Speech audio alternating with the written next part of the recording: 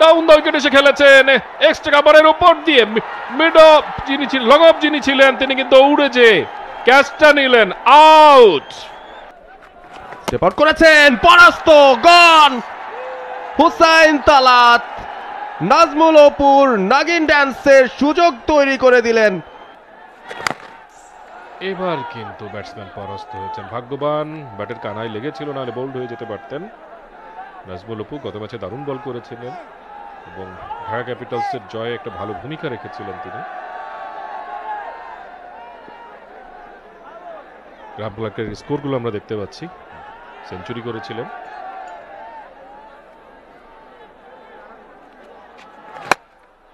Down the wicket এসে খেলেছেন extra কাভারের উপর দিয়ে।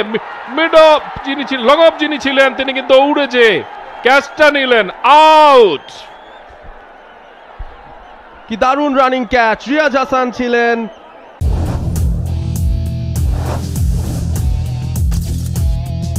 লং অফ অঞ্চলটায় শটটা যখন ব্যাটে লেগেছিল বোঝাই যাচ্ছিল মিস টাইমড, নিয়ন্ত্রণে একেবারে ছিলেন না ক্লার্ক। বড় একটা ধাক্কা, বড় একটা উইকেট, নাগিন নৃত্য দেখলাম নাজমুল অপুর কাছ থেকে। প্রতিপক্ষের সবচেয়ে বড় ব্যাটারকে তিনি ফিরেছেন, হাফ স্টেপ করে এসেছিলেন, বলের পিচে আসতে পারেননি। ফুল ফ্লেজে চলে আসবেন সেই কমিটমেন্টটা ছিল না, ফলশ্রুতিতে যখন পিচে আসতে পারেননি শটটাও মেলাতে পারেননি এবং সেখানে কঠিন একটা ক্যাচ ধরেছেন, দুরূহ ক্যাচ অন দ্য রান, খুব সহজ নয়। চমৎকার ক্যাচ, চমৎকার বুদ্ধিমত্তা দিয়ে বলটা করেছেন অপু, বলতেই হবে। আপনি দেখবেন ব্যাটসম্যানের পায়ের দিকে কিন্তু বলা হয়, যখন বোলিং করা হয় বলার দিকে বলা হয় ব্যাটসম্যানের পায়ের দিকে নজর রাখার জন্য, সেই কাজটা কিন্তু করেছেন। ব্যাটার যখন ডাউন উইকেট এসেছে অপু বলের লেন্থটা কিন্তু পিছনে টেনে দিয়েছে, তার সঙ্গে যেটা করেছে বলটা আস্তে করেছে। জোরে বল হলে নিশ্চিতভাবে এটা হয়তো ব্যাটে ভালো কানেক্ট হতো, বলটার পেসটা কমিয়ে দিয়েছিল এবং যার কারণে ব্যাটসম্যান কিন্তু ভালো কানেক্ট করতে পারেনি। তো অবশ্যই নাজমুল অপুর এক্সপিরিয়েন্সটা কিন্তু এখানে কাজে লাগিয়েছেন সে। এবং রিয়াজের ক্যাচ, চমৎকার একটা ক্যাচ। এই ধরনের রানিং ক্যাচে কিন্তু অনেক সময় আমরা দেখি বডি ব্যালেন্স রাখা যায় না, পড়ে যায়, বা হাতে গ্রিপ করার সময় অনেক চ্যালেঞ্জ থাকে, বাট রিয়াজ কিন্তু খুব ভালো মতো অ্যাডজাস্ট করে লাস্ট মুহূর্ত পর্যন্ত আপনি দেখেন বলের লেন্থটা বেশ টেনে দিয়েছে এবং বলটা বেশ আসতে ছিল, টাইমিংটা কিন্তু যেই ফ্লোতে ছিল ব্যাট সুইংটা সেটাকে অ্যাডজাস্ট করতে পারেন। এবং রিয়াজ সামনের দিকে চমৎকার বডি ব্যালেন্স রেখেই কিন্তু ক্যাচটাকে নিশ্চিত করেছেন। ভালো একটা পার্টনারশিপ হচ্ছিল, সেটা ভেঙে গেল। হুসাইন তালাত টি-20 ক্যারিয়ারটা বলছে ভালো একজন ব্যাটসম্যান, 159 ইনিংসে 3603 রান, অলরাউন্ডার, নাম্বার 4 হিসেবে আজকে এসেছেন, নাইম ইসলামের সঙ্গে জুটি বাঁধলেন।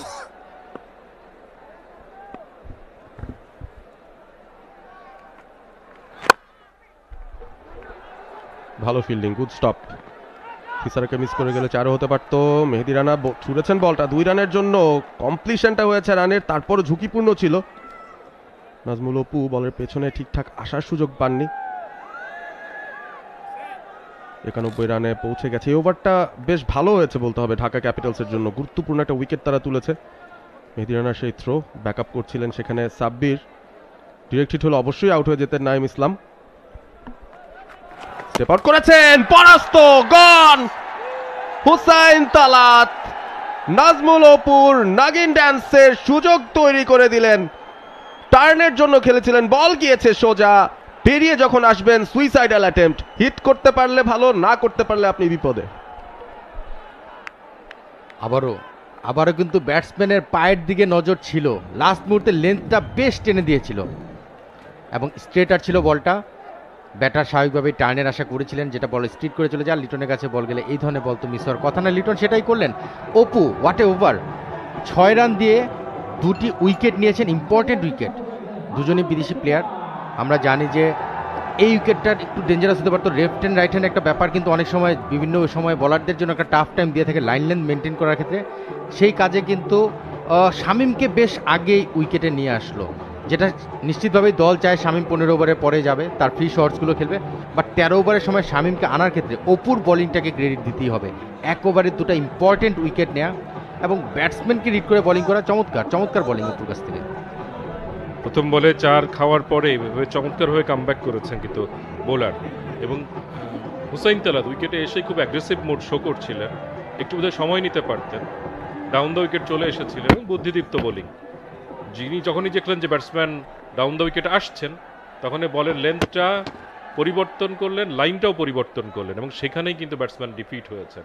চমৎকার বুদ্ধিদীপ্ত বোলিং নাজমুল অপুর কাছ থেকে, এবং শেষ মুহূর্তে তিনি তার এই লেন্থ লাইন চেঞ্জ করতে পারেন, যেটা নিশ্চিতভাবে একজন বাহাতি স্পিনারের একটা খুব বড় শক্তির জায়গা। 38 ইনিংস থেকে 703 রান, 136 স্ট্রাইক রেট, দারুণ ফর্মে রয়েছেন শামীম। তার কাছ থেকে প্রত্যাশার জায়গাটা নিশ্চয়ই চিটাগাং কিংসের অনেক বেশি। হুসাইন তালাত চলতি মৌসুমে প্রথমবারের মতো খেলতে নেমেছিলেন এই পাকিস্তানি অলরাউন্ডার, এবং প্রথম ম্যাচেই ব্যাট হাতে কিন্তু ব্যর্থ হয়েছেন। স্টাম্পের মধ্যে এটা কিন্তু গতির সঙ্গে করেছিলেন এই বলটা, ডট দিয়ে শেষ করলেন। চমৎকার একটা ওভার, 6টি রান দিয়েছেন, দুটো গুরুত্বপূর্ণ উইকেট নিয়েছেন।